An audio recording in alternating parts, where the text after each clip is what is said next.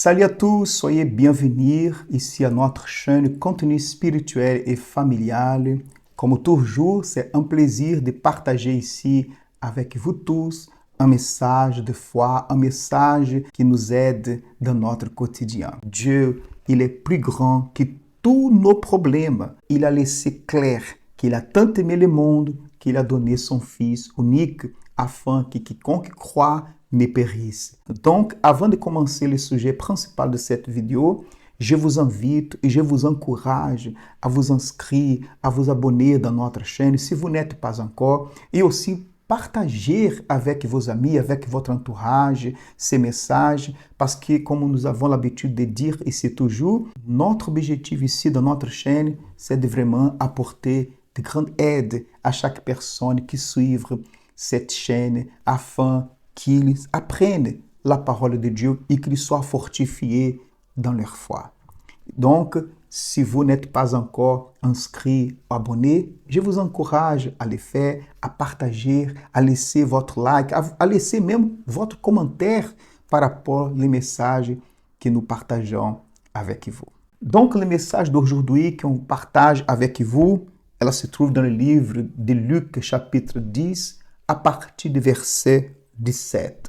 Les 70 revinrent avec joie, disant, Seigneur, les démons même nous sont soumis en ton nom. Jésus leur dit, je voyais Satan tomber du ciel comme un éclair. Voici, je vous ai donné le pouvoir de marcher sur les serpents et les scorpions et sur toute la puissance de l'ennemi.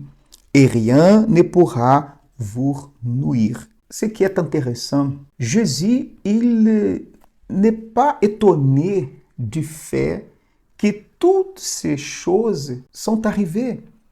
Parce que Jésus savait très bien que cela allait se produire. Au bout du compte, c'est lui qui les avait donné autorité en son nom d'aller vers les gens qui étaient malades, qui avaient des problèmes.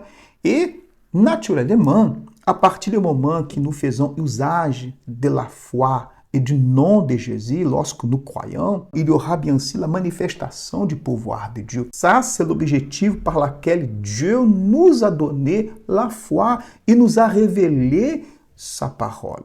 Par contre, ce qui attire notre attention, et c'est là la base aujourd'hui du sujet de cette vidéo qu'on partage ici maintenant, c'est le fait que, après avoir montré aux disciples, en d'autres mots, cela est naturel, ce que vous venez d'expérimenter. Alors, il dit, cependant, ne vous réjouissez pas de ce que les esprits vous sont soumis, mais réjouissez-vous de ce que vos noms sont écrits dans les cieux. Imaginez-vous maintenant, peut-être les disciples, ils n'ont pas bien compris pourquoi Jésus n'a pas montré aussi un enthousiasme, une joie, comme ils avaient. Au bout de compte, ils sont venus très contents, très joyeux. Ils rapportent maintenant des grandes expériences au point de dire même les démons sont soumis, quelque chose qu'ils n'avaient jamais vu dans leur vie. Mais on voit ici que Jésus, il ne partage pas cette même vision, cette même idée.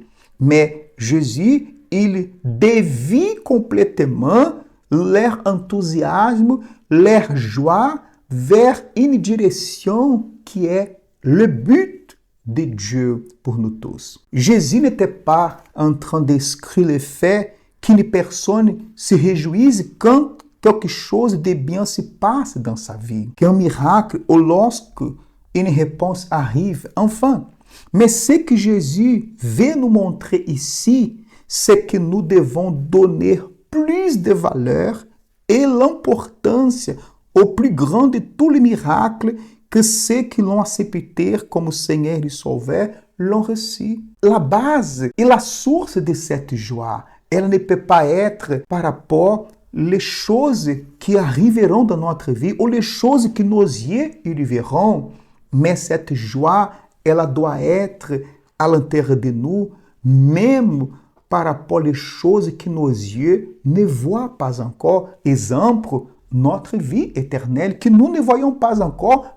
Par contre, nous croyons par la foi lorsqu'on accepte le Seigneur Jésus comme notre Seigneur et Sauveur. Et malheureusement, un des grands problèmes aujourd'hui, c'est que beaucoup de personnes, ils sont plutôt dans l'enthousiasme à cause de ce qu'ils voient arriver dans leur vie, les miracles, les bénédictions, mais ils ne sont pas en train de se réjouir du fait que Christ est mort pour eux sur la croix et qu'à travers le sacrifice de Jésus, ils ont obtenu le salut, la faveur de Dieu, même qu'on ne mérite pas, mais à travers la croix, nous avons été réconciliés avec Dieu. Or, cela devait être pour chacun de nous grand motif de nous réjouir, parce que rien dans ce monde est plus grand, plus important du fait de savoir que tous ceux qui ont reçu le Seigneur Jésus comme Seigneur et Sauveur de leur vie, ils ont obtenu par la foi le droit de la vie éternelle. Est-ce que cela, pour vous, n'est pas le plus important que tout dans ce monde et qui doit causer en nous une grande joie?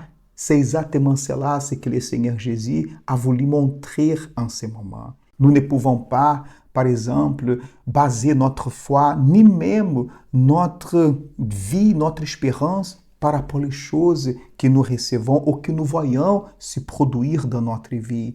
Parce que cela ne signifie pas que tout est déjà conclu dans notre vie. C'est ça ce que Jésus a voulu montrer. Notre joie ne peut pas être basée uniquement sur les bénédictions de Dieu qu'on reçoit.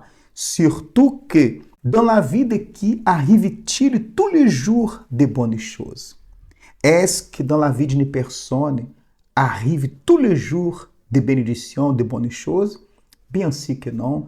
Je crois qu'il n'y a personne dans cette vie que tous les jours elle va voir quelque chose de bon arriver dans sa vie. Au contraire, nous affrontons parfois tous les jours des difficultés, des luttes, n'est-ce pas? Combien de gens que si elle n'est pas accrochée à Dieu, elle aurait de mal à supporter tant de luttes, tant de combats, tant de situations difficiles qu'elle affronte dans son quotidien. Cependant, face à tant de problèmes difficiles dans la vie, si nous sommes en train de baser notre foi, notre joie sur le fait que notre salut est garanti en Christ, c'est là le motif, la raison pour laquelle on ne se laisse pas nous abattre par les problèmes, par les circonstances de cette vie, parce que cette joie, elle est permanente à l'intérieur de nous, n'est-ce pas? Donc, malheureusement, beaucoup de personnes ne donnent pas la considération que ces miracles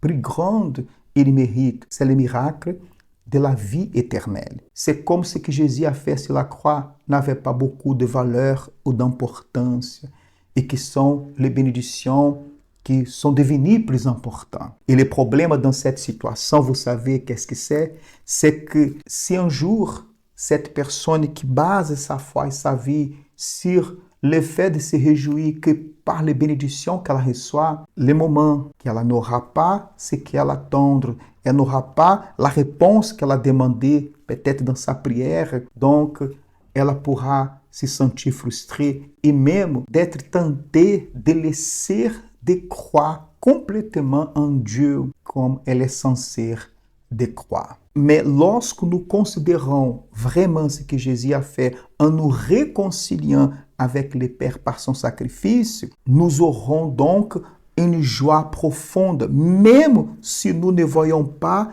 des miracles tout de suite ou tous les jours. Vous comprenez maintenant pourquoi Jésus a voulu dévier l'attention de ses disciples où ils devaient vraiment se réjouir, parce que c'est là notre véritable joie. Réjouissez-vous de ce que vos noms sont écrits dans les cieux, a dit Jésus. C'est cette joie que Dieu veut que nous ayons tous les jours, même dans les circonstances les plus difficiles de notre vie.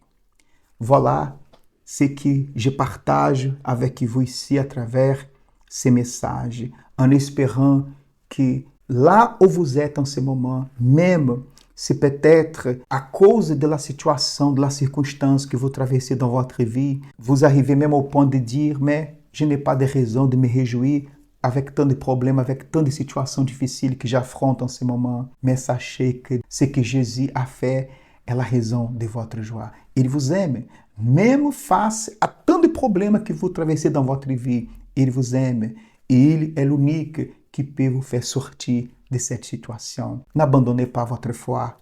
Continuez à croire, continuez à suivre sa parole, continuez à marcher dans sa présence. Le royaume de Dieu, il est proche. Donc, à vous tous qui nous regardez maintenant à travers cette vidéo, si vous n'avez pas encore pris la décision de faire de Jésus le Seigneur de votre vie, vous avez l'opportunité de le faire aujourd'hui même, en cet instant. L'inviter à entrer dans votre vie, à entrer dans votre cœur, à conduire votre vie.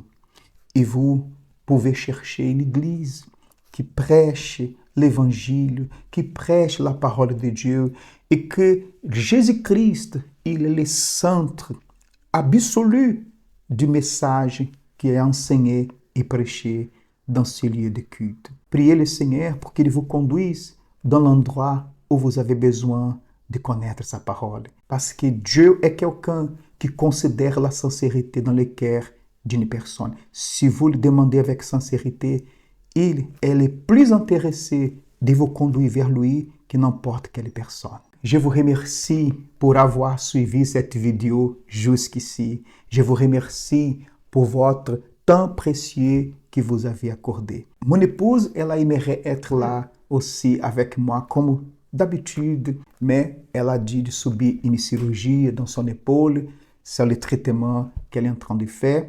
Maintenant, c'est son tour, mais tout se passe bien. Merci de vos prières. Et bientôt, elle sera ici pour pouvoir partager avec nous les messages merveilleux de la parole de Dieu, comme nous aimons le faire toujours ici dans notre chaîne. Que Dieu bénisse à tous, qu'il vous garde et qu'il protège votre famille et qu'il vous donne la force pour continuer à suivre chaque jour dans sa voie. Et je vous dis à la prochaine vidéo.